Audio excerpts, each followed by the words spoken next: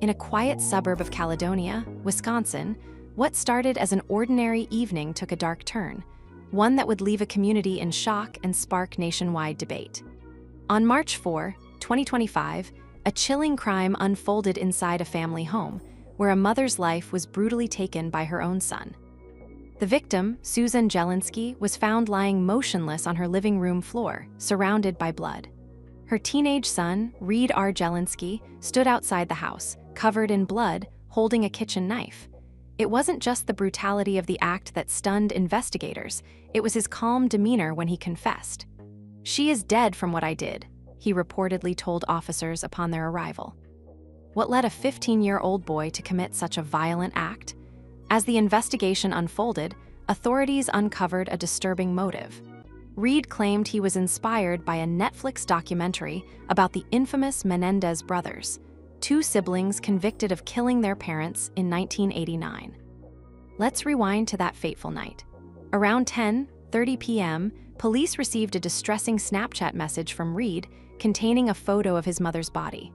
Officers arrived at the scene within minutes, finding Suzanne's lifeless body on the floor. She had suffered multiple stab wounds to her chest and neck, along with blunt force trauma to her head.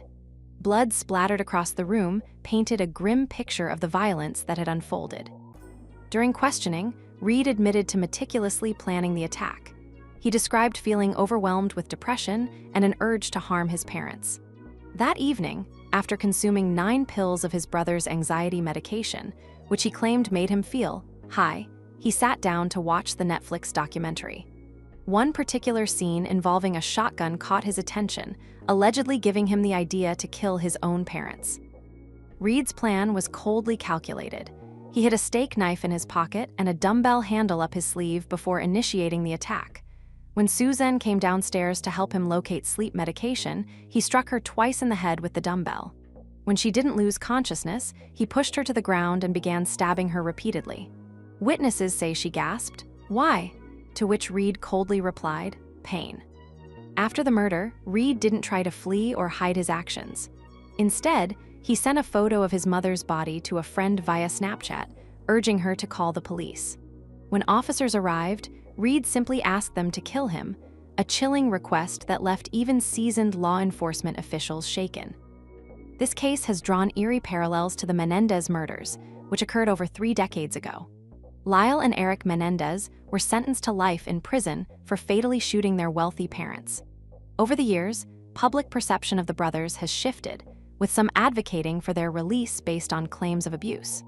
Reed's fascination with their story raises questions about whether he truly drew inspiration from the documentary, or if it merely provided justification for premeditated violence. Community reaction has been overwhelming. Those who knew Suzanne describe her as kind-hearted and gentle, a woman whose presence brought comfort to everyone around her. One Facebook user wrote, "I worked with her years ago, and she was the sweetest person. This is heartbreaking." Meanwhile, Suzanne's husband returned home to find his wife murdered and his son under arrest, a tragedy no parent should ever face. Reed appeared in court on March 7, where prosecutors announced he would be charged as an adult with first-degree intentional homicide. His bond was set at $1 million, reflecting the gravity of the alleged crime.